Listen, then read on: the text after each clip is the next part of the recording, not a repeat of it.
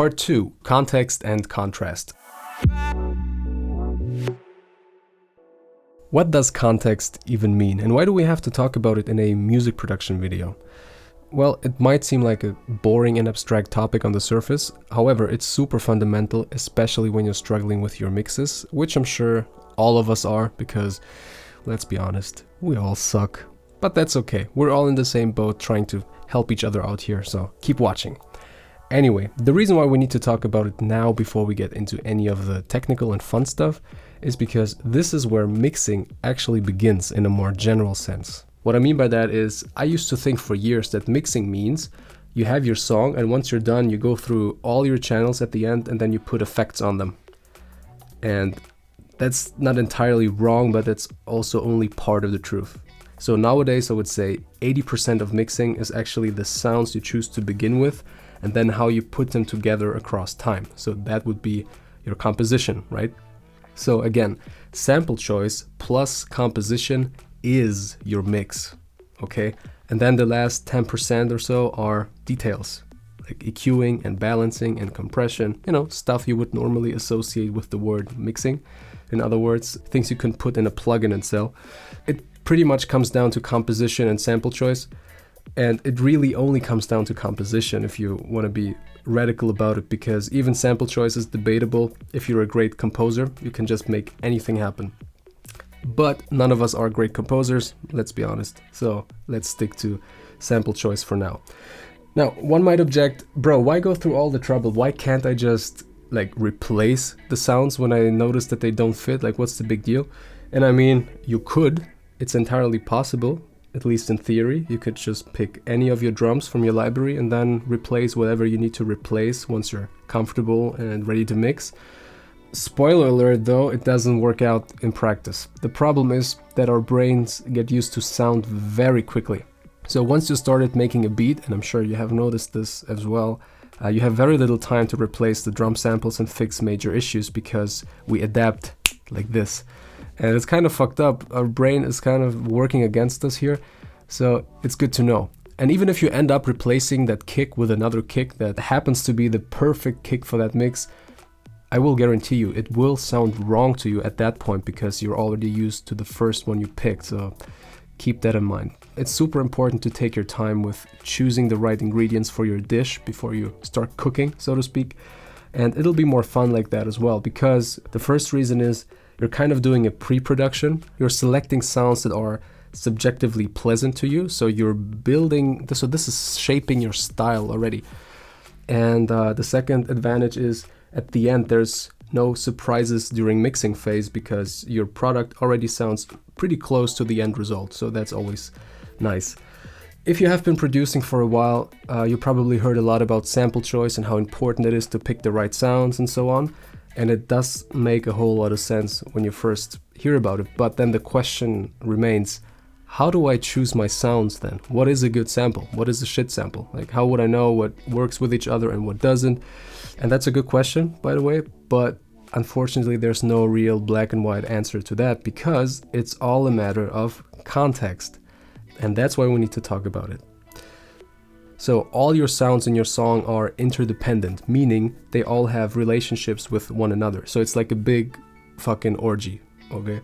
Even if you have a solo part where nothing else is playing but one instrument, let's say a flute or something, it's still embedded within the context of time. So there's a part before it and there's a part coming after it. So context has multiple dimensions. This concept might be a little hard to grasp at first because it's hard to find applications right away, but I will show you a couple of examples to clarify this whole thing, and the more examples you come across, the easier it will be to understand and then apply the concept. Alright, let's start with an optical illusion, okay? This is super easy. I'm sure you've seen this optical illusion in one way, shape or form, so the experiment goes something like this. You're asked to determine which one of those smaller rectangles is darker than the other one. And most people say the rectangle on the right seems darker than the one on the left. However, if you compare them side by side, it's the exact same color. So the surrounding or context in which the rectangles were embedded influences our perception of it. In other words, We can't perceive things objectively. We just can't. And this applies to audio as well. Let's take a look at this snare.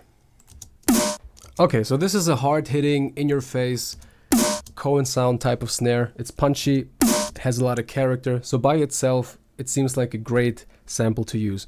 Now let me play you this exact sample in a different context to illustrate that it might have a hard time fitting in within most contexts. All right, let's start with example number 1.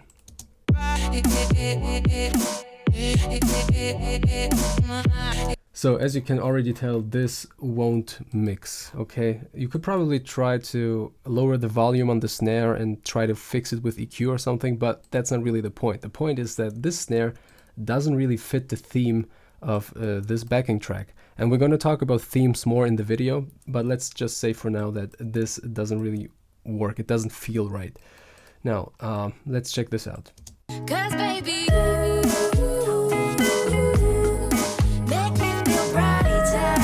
now this doesn't work at all, even worse than the first example, because you have all these organic sounds in the backing track, like the guitar and the bass guitar and some of the drums. So you're kind of expecting something more organic or soft to match the energy within that track. So in this context, this very synthetic and overly processed snare just seems like a foreign object, okay? It seems like an alien invading this very peaceful environment. Let's check this out.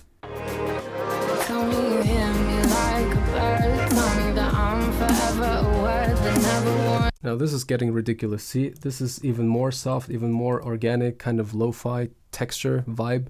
And if this was a party of, you know, soft and organic people, this meathead of a snare would just crush the party. It's not even a foreign object. It's like a danger to the environment, okay? So it doesn't fit at all. So if you want to make this snare work, you have to match the energy of that snare. So this is a hard-hitting Cohen sound type of snare. So what you would want to do is to find heavy basses and heavy drums to pair it with. So the fourth example, I think works way better than the other ones. It's not perfect, but I think we're heading into the right direction. Check this out.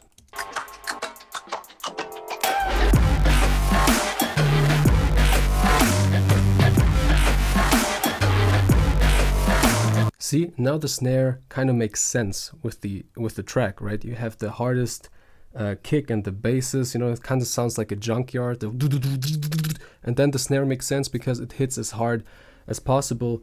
So it's all kind of balanced within itself, okay?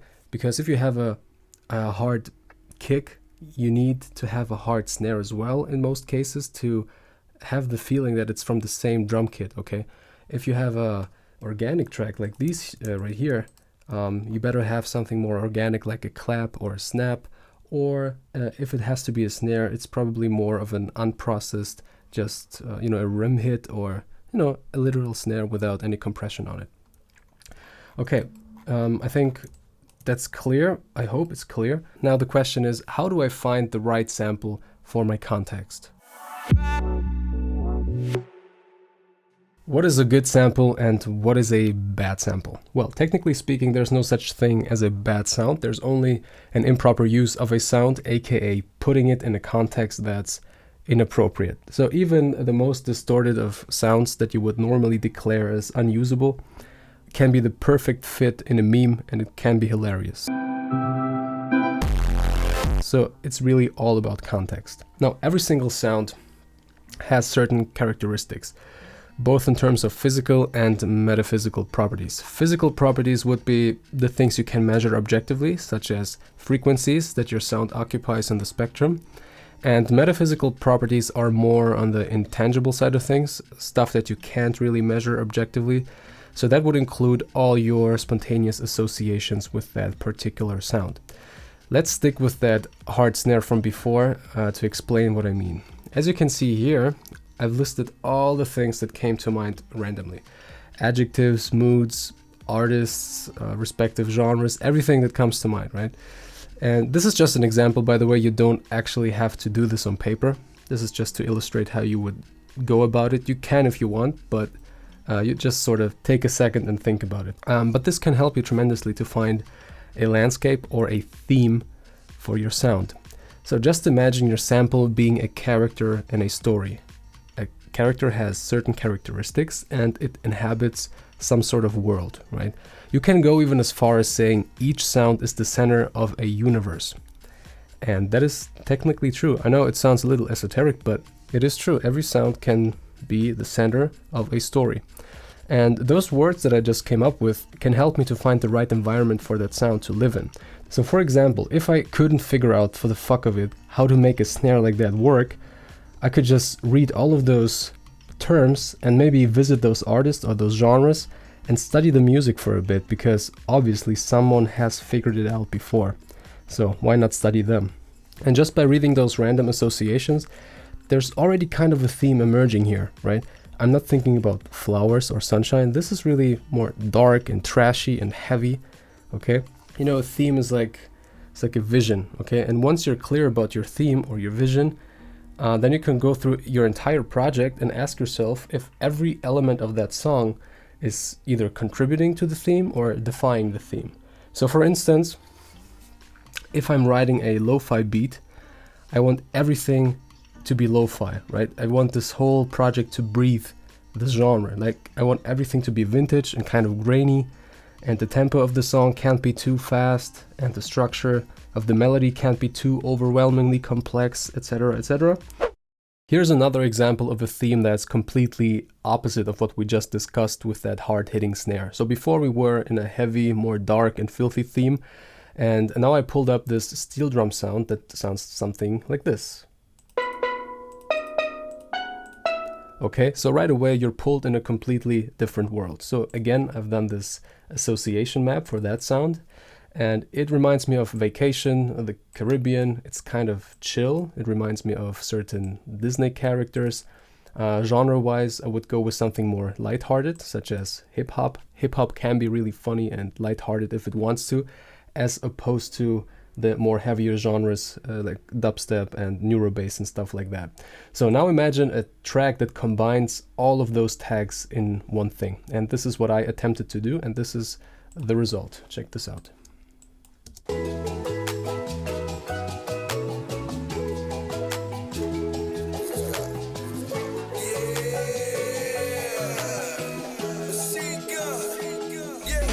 Look here, I don't gang bang, ho. I just gang bang these hoes, and I keep like AJ's roll. Then I face them after my shows, and I got your main thing, bro. On my dang-a-lang when she swangin' hand like an orangutan, but you don't really wanna pull it because every one of my boys bang-a-rang. Cocaine, cocaine.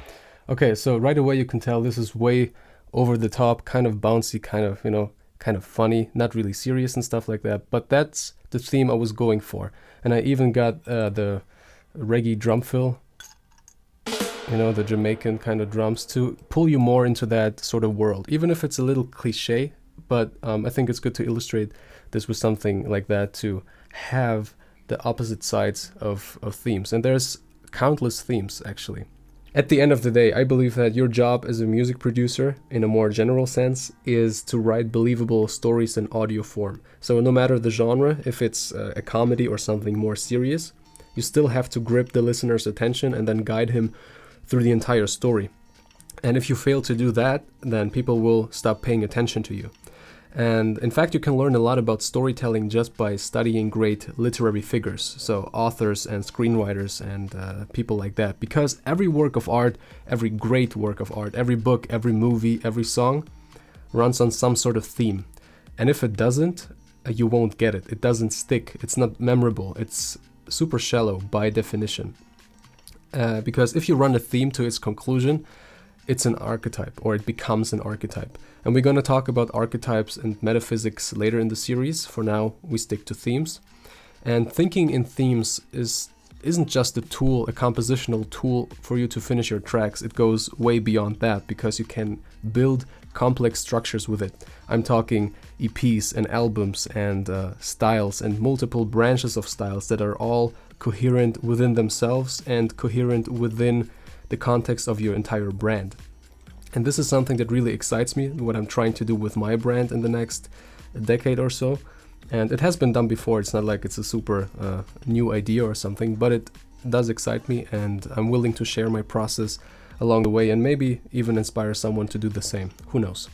And the reason why I bring this entire theme thing up is because it's almost like a universal law, right? Even your life runs on certain patterns or themes. Because how else would you explain that somehow you run into the same kind of people and similar experiences all the time, although places and faces change? It's almost like an invisible pattern that's imposed onto your life. And whether you're aware of it or not is still present, right?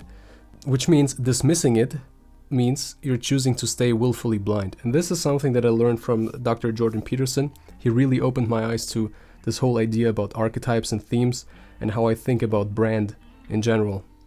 And that being said, themes are just the beginning, really. You can get really far within working in themes, don't get me wrong, but if you want your music to be more than just a mood or a vibe for someone, you need more spicy compositional tools. And that's when contrast comes into play. One of the many issues that we as producers face when it comes to our mixdown is so-called muddiness. And I love that term because it describes the problem perfectly. It means there's no clarity in your mix, there's no separation between the elements, everything just kinda mushes together into one undefined blob. And the reason for that might be that the sounds you're combining don't create enough contrast, meaning they don't stand out from each other because they're fighting for the same space in the frequency spectrum. So that's why it's super important to remind yourself every once in a while that sound works contextually, okay? Now let me show you another example from the visual world. So what we got here are different levels of contrast. On the left you got very low contrast between the elements. You can barely distinguish that smaller square from the background, and depending on the light situation and your eyesight, you might not even be able to tell that there's two different shapes at all. You just see one big square. And that would be the equivalent to a muddy mix, right? The separation isn't quite clear, the two elements are too similar. And on the far right we got extreme contrast, full 100% separation. Those two shades of gray are as far from each other as you can imagine. Actually, they're not even gray anymore, it's literally black and white.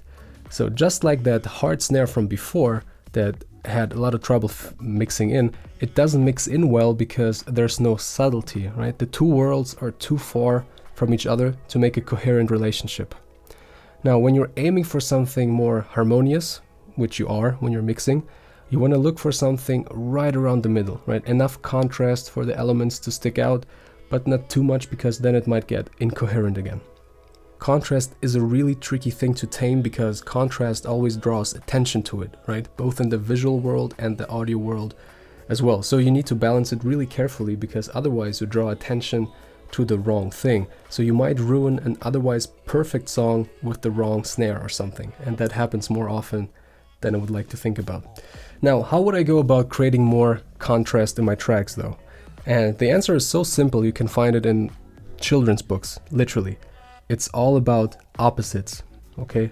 And what I mean by that is, as we pointed out earlier, every sound has certain characteristics, right? So now all you have to do, once you got your full set of qualities, is to find the opposite quality. So here's a list of possible pairs of diametrically opposed sound qualities. So we got synthetic versus organic or natural, then dry versus wet, soft versus hard, clear versus muffled, and present versus distant, and the list can go on and on and on. The point is, if I want something to stand out in a, let's say, organic or natural landscape, I might want to try to mess around with some synthetic sounds. But it has to be a balance, right? Because too synthetic and it's a foreign object. Too organic and it might just be much more of the same and I create more muddiness. Now that we covered that, I can finally tell you that King of Thebes runs on one particular set of opposites, mainly dry versus wet, both on a micro level and on a macro level. By micro level I mean sound choice, for example. So the drums I picked are extra dry, extra pointy, hard edges, extra precise, short tails, so they stand out from the wet and watery, rather atmospheric environment. And by macro level I mean the entire arrangement or song structure.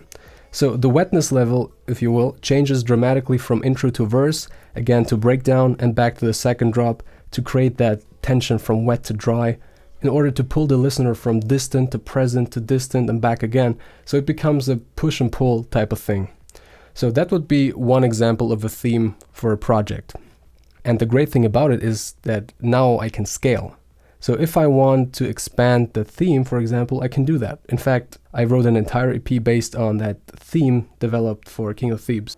But before you go ahead and try to do that with your own tracks, I would advise that to first listen very carefully to tracks that you like, that in your mind work really well, and analyze how those artists create tension and contrast, and see if you can make out some themes. Because once you start seeing it everywhere, it will be way easier to apply it to your own songs. Alright, that's it for contrast. If you have any questions though, feel free to ask them. Make sure to stick around for the next episode where we actually start talking about the track more specifically, and talk about sound design as well.